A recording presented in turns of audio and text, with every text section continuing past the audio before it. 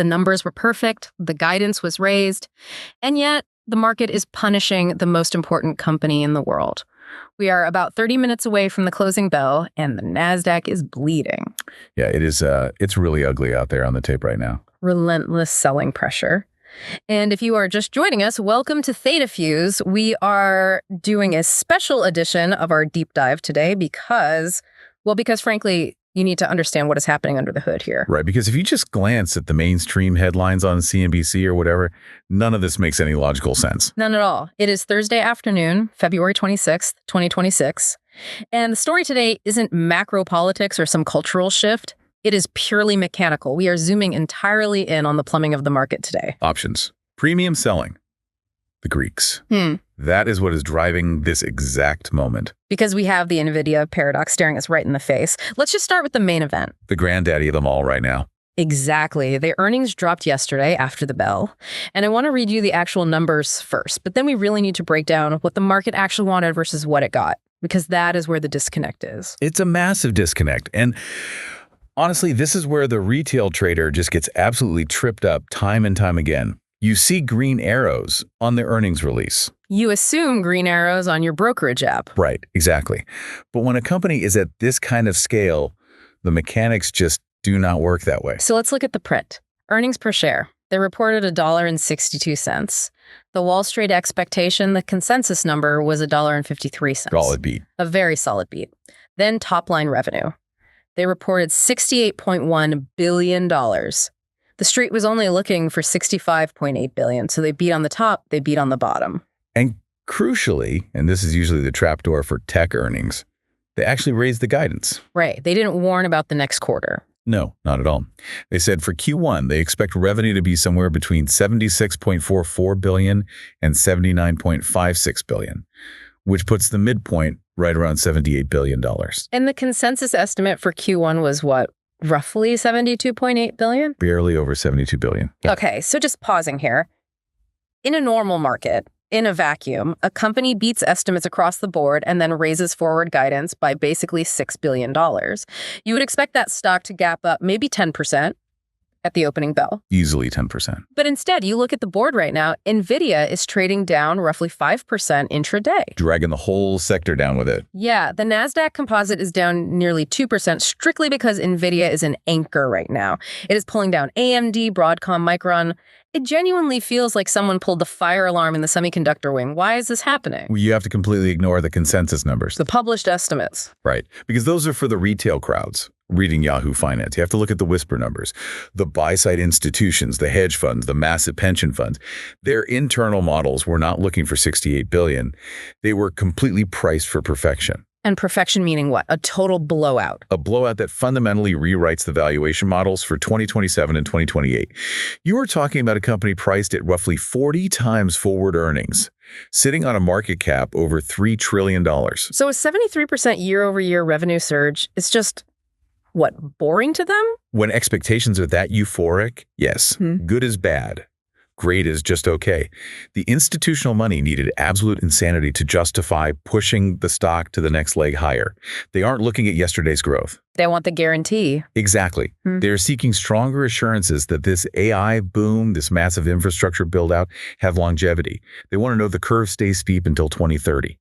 They didn't get that explicit guarantee, so they hit the sell button. It is the ultimate buy the rumor, sell the news scenario on steroids. And that brings us to the actual trading mechanics, because this is the Theta Fuse lesson of the day. This is where the retail options trader got slaughtered this morning. The IV crush. The ultimate IV crush. Let's really break this down for the listener, because I was looking at some of the trading forums earlier today, and there is real, genuine pain out there. People were buying naked call options yesterday afternoon thinking Nvidia is going to beat, I'm going to double my account. And instead, they woke up to a blown-up portfolio. Walk us through the exact math of why they lost everything, even the people who were kind of right. Okay, so it all comes down to implied volatility. 4, you need to think of implied volatility as the literal price of uncertainty. Right. Before an earnings event, nobody knows the outcome. The uncertainty is at its absolute peak. So the market makers, the institutions selling you those options, they jack up the premium. They make the options incredibly expensive because you are paying for the expectation of a massive violent move in the stock. It is like buying hurricane insurance when there is a Category 5 storm sitting 10 miles off the coast. That is the perfect analogy. Yeah. The insurance premium is astronomical at that moment. But then the earnings report comes out, the news hits the wire, suddenly the outcome is known. The uncertainty instantly drops to zero. The storm has passed. Right. It doesn't even matter if the house took some damage or not. The risk of the unknown is completely gone. So that implied volatility collapses instantly. It is just like a balloon popping. So let's play out the specific retail scenario. Say I buy a call option right before the bell yesterday. The stock drops 5% today. Obviously, I lose money because I got the direction wrong, but what if the stock had just stayed flat? Or what if it even went up, say, 1 or 2%? You still would have lost a ton of money, possibly all of it. And that is the crush. That is the IV crush. Because the total value of your option is made up of two things. The intrinsic value, which is where the stock price is relative to your strike, and the extrinsic value, which is all that volatility and time premium. When the earnings dropped, all that extrinsic value just evaporated into thin air. So the vega, the Greek, that measures your option's sensitivity to volatility went massively against you. Completely against you. Even if you were right on the direction, the sheer drop in the cost of that premium was greater than whatever tiny profit you made from the stock moving up 1%. Yeah. You were fighting a mathematical headwind that you couldn't even see on the chart. You bought high volatility and you were forced to sell low volatility. Which is the cardinal sin of trading earnings directionally.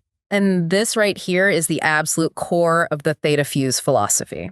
We constantly talk about being on the other side of that trade. You want to be the casino, not the guy at the slot machine. Right.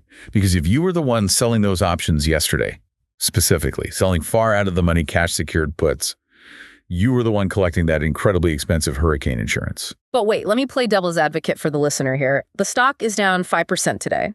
If I sold a put, I am fundamentally bullish. I am agreeing to buy the stock at a certain price. So shouldn't my put option be losing money right now since the stock went down? Not necessarily. And this is the magic of selling premium.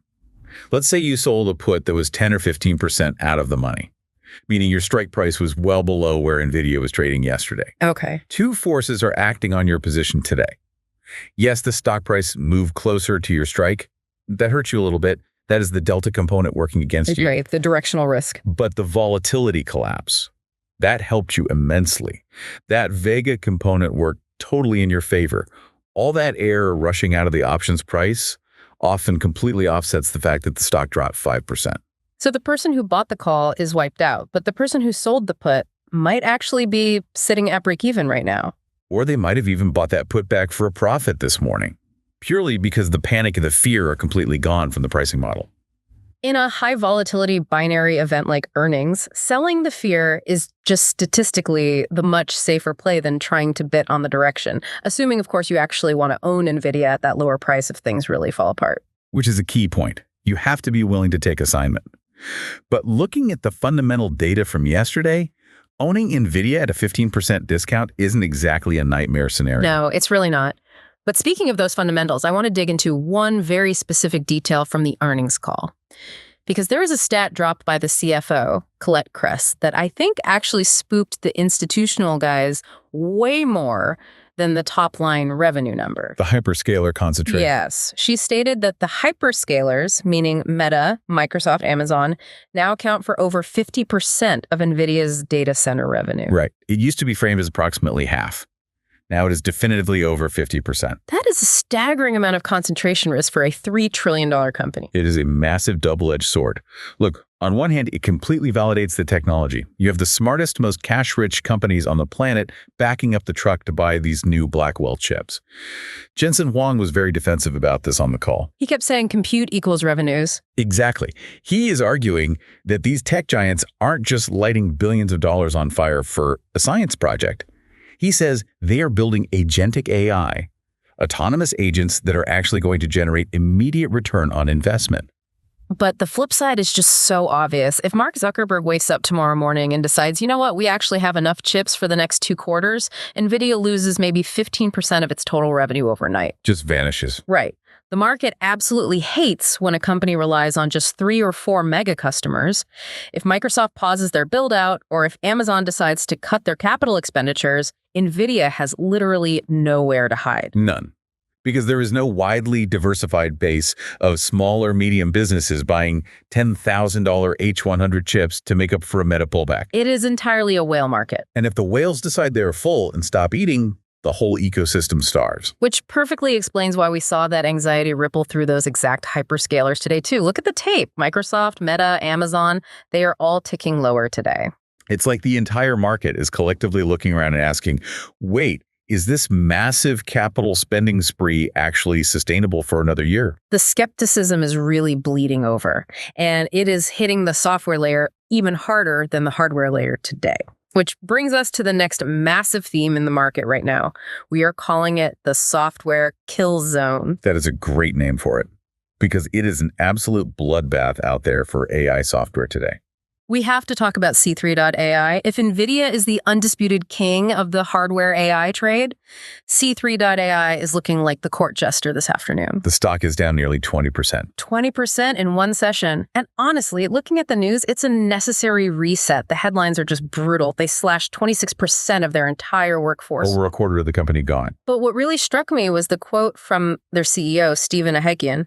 It is so rare to hear a chief executive of a publicly traded tech company be this painfully blunt on an earnings call. I want to read his exact words. He said, "We did not deliver this quarter, full stop." And he actually went further than that. He followed it up by admitting, the reality is we were just burning too much money. Think about the context of that statement for a second. We are sitting in the middle of arguably the biggest, most hyped technology boom in human history.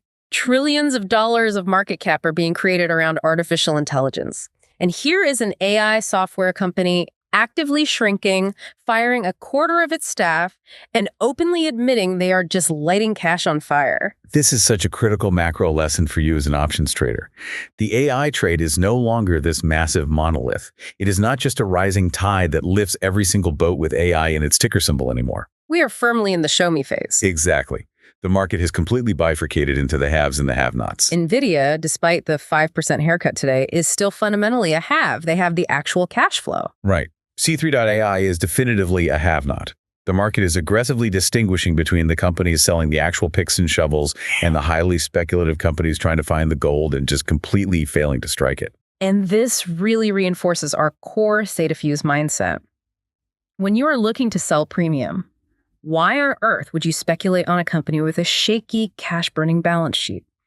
Why buy calls or sell puts on a fundamentally broken machine when you can trade around a fortress? You don't. You stick to quality. Yeah. But, you know, it isn't even just the small, highly speculative guys getting punished today. Look at Salesforce, ticker CRM. Yeah, they are down about 3 or 4% right now. Their forward guidance for fiscal 2027 came in incredibly light. And it's because Salesforce is suffering from a massive innovation dilemma. Management essentially had to admit to Wall Street that they need to spend billions of dollars on internal AI development just to stay relevant. Which creates a massive margin crunch. Exactly. So Wall Street is actively punishing them for spending the money they need to survive. Yes, because if they don't spend that money, the market will punish them for becoming technologically obsolete. But if they do spend it, the market punishes them for compressing their profit margins. It is an incredibly slippery slope for these legacy software giants. You can think of a company like Salesforce as a massive aircraft carrier.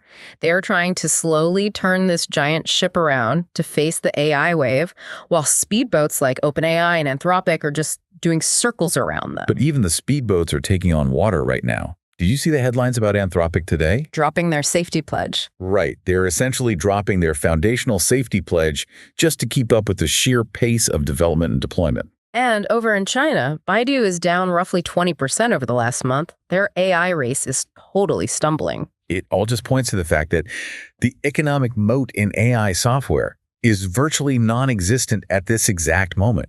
It is incredibly messy. It is wildly expensive to compete, and nobody has actually figured out a clear, dominant, highly profitable business model yet. Which is exactly why the hardware layer was the safe play for the last 2 years. But now, with Nvidia finally showing some cracks in its armor today, investors are just spooked across the board. They are looking for the exit doors in all these high-beta tech names. But And this is where the market dynamics get really fascinating today. Not absolutely everything is crashing. No. If you pull up your heat map right now, amidst all this dark red across the semiconductor and software sectors, there is one giant island that is acting completely different. It isn't bright green, but it is remarkably resilient. Apple. Apple, ticker AAPL. While Nvidia is down 5 and the Nasdaq is down nearly 2, Apple is sitting right here at roughly minus 0.86%. It is the ultimate flight to quality. It is acting like a boring utility company today. It is acting incredibly defensive. Well, in times of high market anxiety and elevated volatility, cash is absolutely king. And no corporation on earth has a cash pile quite like Apple. When that high beta AI trade, the Nvidias, the Supermicros, the AMDs, when that gets extremely shaky, institutional money has to rotate. It doesn't just evaporate. It doesn't completely leave the equity market. Right, it moves to safety. Apple has essentially become the primary safe haven of big tech. Yeah. It operates almost like a bond proxy within the equity market. It is almost boring, which is exactly what you want when the rest of the neighborhood is on fire. But there is actually a massive catalyst coming for Apple that we need to prep for. Next week. Right. We have heavy rumors circulating today that CEO Tim Cook is teasing a major product launch event starting this coming Monday. The rumor mill is really spinning up. We're hearing strong whispers about new MacBooks, potentially a major refresh of the iPad Air, but the really big one is a new, much lower cost iPhone. A cheaper iPhone is clearly a strategic play for emerging markets. They want to capture more global market share. But putting the fundamental business aside for a second, from a pure options trading perspective, how do we look at this setup? Because we have a very known event, a scheduled catalyst dropping on Monday morning. This is a textbook setup for a Theta premium play. Because leading up to a heavily publicized known event, implied volatility naturally tends to creep up. Traders are buying speculative options, hoping for a surprise announcement, which artificially inflates the premiums. But Apple is naturally a very low volatility stock compared to the rest of tech. Exactly. It doesn't have the wild 10% daily swings like an Nvidia or a Tesla.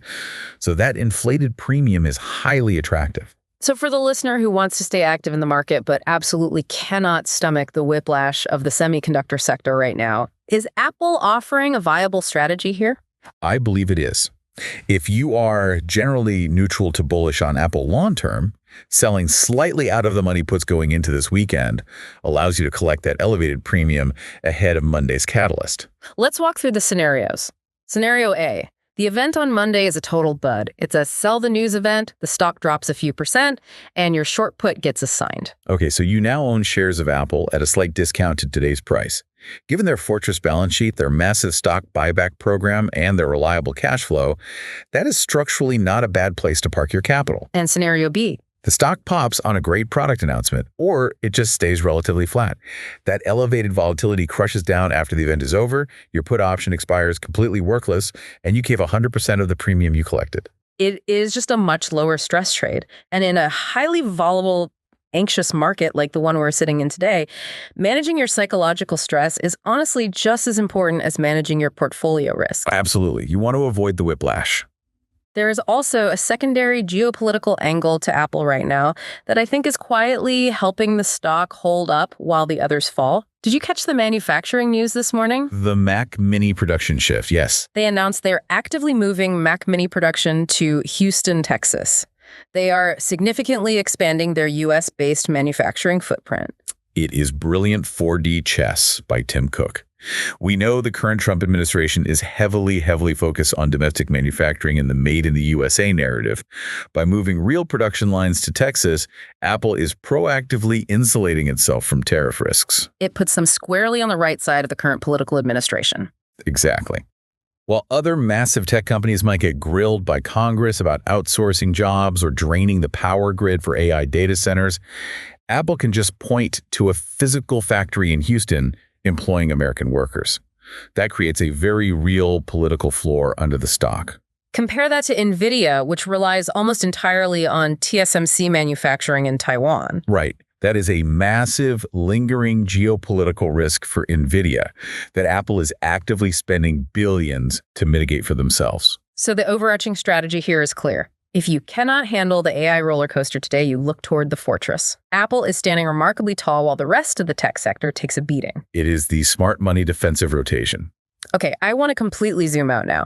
We have spent a lot of time in the micro. Nvidia, C3.ai, Apple. Let's look at the broader macro picture, because there is a storm brewing deep in the plumbing of the financial system that we absolutely need to address before the bell rings. The private credit market. Yes, the private credit war of words. This is honestly the elephant in the room that equity traders are trying to ignore today. It is a $1.8 trillion market, and it has exploded in size and complexity over the last 10 years. For the listener out there who hears the phrase private credit and immediately feels their eyes glaze over, explain the mechanics of this simply. What exactly is it? Simply put, it is non-bank corporate lending.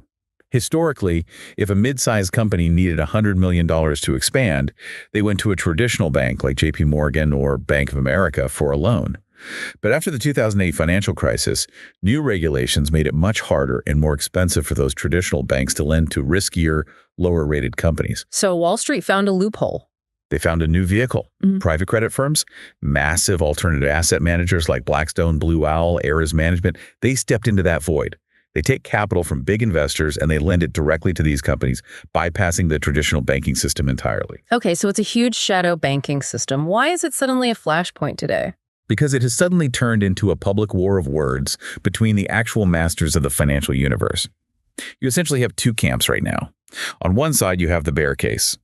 Jamie Dimon, the CEO of JP Morgan, has been out aggressively warning about, quote, dumb things happening in the private lending space. He is explicitly invoking 2008-style systemic risks. Right. And UBS is piling onto that narrative today. They released a note predicting a massive 15% default rate in private credit. And their core argument ties right back into what we were just talking about with tech. They're arguing that rapid AI disruption is going to completely wipe out the traditional companies that currently hold all this debt. So imagine a mid-sized legacy software company that borrowed $500 million from a private credit fund 2 years ago. Right. If an AI startup makes their core software completely obsolete overnight, like we just saw happen to the growth thesis of C3.ai, that legacy company goes bankrupt, they cannot pay back that massive loan. Exactly. The private credit lender takes a total loss because the collateral backing the loan is now basically worthless software. But then you have the other side of this argument, the bull case. Bruce Flatt from Brookfield Asset Management, and Brookfield is an absolute titan in this space. He was on TV saying, "This is not that big of a deal." Bank of America also put out a note fiercely defending major private lenders like Blue Owl. They are arguing the risk is totally contained and the underwriting is sound. It is a literal battle of the billionaires playing out in the financial press. And historically, when billionaires start aggressively arguing on television about systemic debt, market volatility is about to spike. And we are already seeing real, tangible signs of stress in this specific plumbing. The canary in the coal mine. Yes. Blue Owl Capital just halted quarterly withdrawals from one of its major retail-facing funds. Which is the absolute nightmare scenario for any individual investor. You go to log into your account to take your own money out, and the window is shut. They call it gating withdrawals. We saw this exact mechanic play out in 2008 with money market funds. We saw it a couple years ago with non-traded real estate funds. Right.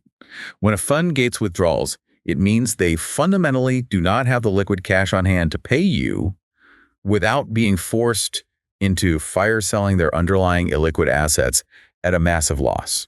And the broader public market is reacting violently to the asset managers exposed to this space today. I am looking at the year-to-date carnage in these specific stocks. Ares Management is down 26% year-to-date. Wow. Blue Owl itself is down 24%. Blackstone, the biggest player of them all, is down 23%. These are massive, massive structural moves for highly diversified asset managers. It tells you clearly that the public equity market is aggressively repricing the core risk of illiquidity. And the Theta Fuse takeaway for the listener here is incredibly simple but so important. Liquidity is king. Connect that directly to how we trade options. In the listed options market, the instruments are highly liquid. You can usually get into a trade and, more importantly, get out of a trade in a matter of seconds. Private credit, by definition, is incredibly illiquid. You are locking up capital for years. Right. If the proverbial building catches fire, like a sudden corporate credit crunch, you physically cannot get out the door. The fact that these massive asset manager stocks are tanking so hard suggests that institutional investors are utterly terrified of being trapped in an illiquid market right now. So the lesson is, stay highly liquid in your own portfolio. Keep your individual trade sizing small. Do not heavily leverage yourself on assets that you cannot instantly sell tomorrow morning if the macro picture changes. Precisely. Stick to highly liquid exchange trade markets where you completely control the exit button. Do not hand that control over to a fund manager who can just gate your money when things get tough. Now, amidst all this doom and gloom we've covered today, the tech sector crashing on perfect earnings, the software kill zone, the massive credit crunch looming in the shadow banking sector, there is actually one weirdly bright spot in the macro data today. A silver lining. And it affects almost everyone listening who either currently owns a home or is desperately wanting to buy one. Finally, a piece of genuinely good news for the actual consumer economy. Mortgage rates.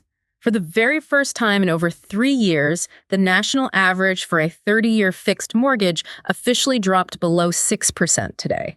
It hit 5.98%. That is a massive psychological threshold to cross. We have been suffocating in the high 6s and 7s for so long now. Seeing a 5 handle on a national mortgage rate is a potential game changer for real estate. It is the first time we've seen this specific level since September of 2022. Think about the lock-in effect we have discussed on previous deep dives. You have millions of homeowners sitting on 3% mortgages they locked in during 2020 or 2021. Because of that, they absolutely refuse to sell their homes. Right, because they are stuck. Yeah. Swapping a 3% rate on their current house for a 7% rate on a new house is basically financial suicide for their monthly budget. Exactly. The spread was just way too punishing. But 5.9%. That changes the math. It really changes the math. You might actually be willing to trade a 3% rate for a 5.9% rate if it means you can finally move to a house with an extra bedroom for your growing family, or get into a better school district, or relocate for a major job promotion. It substantially narrows that painful spread. So this specific data point today could be the catalyst to finally unfreeze the residential housing market. It very well could. It brings desperately needed housing inventory back online. And what is driving this drop? It's being driven by Treasury yields. The 10-year Treasury yield has been steadily falling since early February. Right. The bond market is essentially signaling that broad economic inflation is finally cooling down, and overall economic growth might be materially slowing. Which, ironically, is fundamentally bad news for the stock market, but phenomenal news for interest rates. Exactly how the cycle works. Bad news for the S&P 500 is currently good news for prospective American home buyers. And there is another major macro factor really helping the American consumer right now: energy prices. We briefly mentioned the current Trump administration's focus earlier regarding Apple's manufacturing. But look at the pump. National gas prices are steadily sitting under $3 a gallon. Drill, baby, drill is in full macro effect. The domestic supply is way up. But just exactly like the Nvidia story we started with, there's always a flip side to this coin in the financial markets. Their actual oil industry itself is really hurting. They are taking a beating. We're seeing industry reports crossing today that physical oil prices are falling below the break-even contract rates in several major U.S. drilling basins. Wow. Physical drilling activity is actually grinding to a halt in some regions because it is literally no longer profitable for these companies to pull oil out of the ground at these depressed prices. So extremely low energy costs are fantastic for the everyday consumer. It puts extra discretionary cash in your pocket to maybe go buy that new lower cost iPhone Apple is announcing on Monday. But it is fundamentally terrible for the major energy sector stocks. Right. Companies like Exxon, Chevron, they are likely facing severe earnings headwinds if crude oil stays this cheap for the next few quarters. It's the constant, never-ending rotation of the market. Energy goes down, consumer discretionary goes up, tech gets crushed, defensive utilities and Apple go up. Right. As an options trader, you have to remain completely fluid. You cannot afford to be emotionally married to one specific sector. If you came into today heavily long oil and heavily long semiconductor tech, your portfolio is bleeding out. But if you were long treasury bonds and actively shorting volatility by selling premium, you are having a fantastic Thursday. I also have to mention, just strictly sticking with the theme of high beta risk assets taking a massive hit alongside tech today, we saw a brutal tape action on American Bitcoin Corp.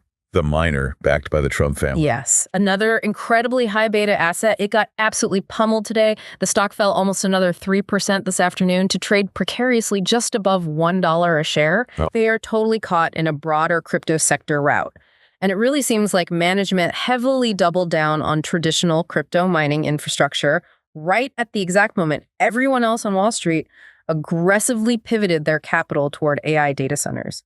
And now, according to the filings, they are sitting on a staggering $227 million unrealized loss. It heavily echoes the C3.ai software story we talked about earlier. It is a massive misallocation of corporate capital. They bet incredibly heavily on the wrong technological trend at the absolute wrong time in the cycle. And the market is punishing them for it? In a tight, anxious market environment like this one, management mistakes are punished instantly and violently. There is zero grace period from Wall Street today. No forgiveness out there at all. Just ask the retail traders who bought those Nvidia calls yesterday afternoon. Or the long-term C3.ai shareholders who just watched a quarter of the company get laid off. Okay, let's take a breath and really unpack everything we have covered in this deep dive, because we have navigated a massive amount of market plumbing today. It is a lot to digest, for sure. We started with Nvidia delivering an absolutely perfect earnings print, raising guidance, and immediately triggering a 5% sector-wide sell-off. We broke down the mechanics of the IV crush and how the complete collapse of implied volatility financially destroyed the directional call buyers while simultaneously saving the far out-of-the-money put sellers. We analyzed the brutal software kill zone, taking out companies like C3.ai and severely pressuring margins at giants like Salesforce. We highlighted the massive flight to safety in Apple stock ahead of their major Monday product catalyst and how selling premium into that event could be a viable defensive strategy. And finally, we looked at the structural macro battleground emerging in the $1.8 trillion private credit market, contrasted against the real economic relief of mortgage rates finally breaking below 6%. It is a wildly complex picture today. It really is. But if you connect all these seemingly disparate dots, the overarching theme of the market today is show me the money. The institutional market is completely done with pure hype. It is done with promises of future growth. Right. It aggressively wants current, robust cash flow. It wants absolute safety of principle. It wants reasonable, justifiable forward valuations. And if you cannot clearly provide that, like C3.ai burning cash, you get structurally crushed. Exactly. And even if you are providing it, but you are priced for absolute perfection like Nvidia, you better be perfect plus 20%, or you still get sold off. And if you are an active options trader listening to this, you absolutely need to understand that volatility is not just a byproduct of price movement. Volatility is an entirely independent asset class in itself. Today, volatility absolutely collapsed. And if you were positioned on the wrong side of that specific Greek, you pay the ultimate price regardless of the stock's actual direction. That is the core Theta Fuse methodology. You have to respect the Greeks. You have to understand the math behind the premium. We are looking at the final minute of the trading session right now. The Nasdaq is still incredibly heavy. Nvidia has not found a bounce. It is officially going to close deep in the red. It is going to be a very long, very painful night for the semiconductor bulls. Before we officially sign off here, I want to ask you, the listener, a direct question. We know a massive amount of you actively play these major earnings events. We are looking at the final 30 minutes of trading right now. Tell us in the comments, yes or no. Did you get caught in the Nvidia IV Crush today? Let us know. We genuinely want to read your war stories from the trenches today. Seriously, share them. Honesty about our losing trades helps all of us learn and refine the mechanics. Absolutely, it does. Well, that officially wraps up this special Theta Fuse edition of our deep dive. It has been an incredibly wild, highly educational day on the tape, but honestly, that is exactly why we love this game. There is always a new mechanic to learn. As always, we talk options and strategies here on Theta Fuse, but this is for educational purposes only. We are not your financial advisors. Trade your own plan, and we will see you tomorrow.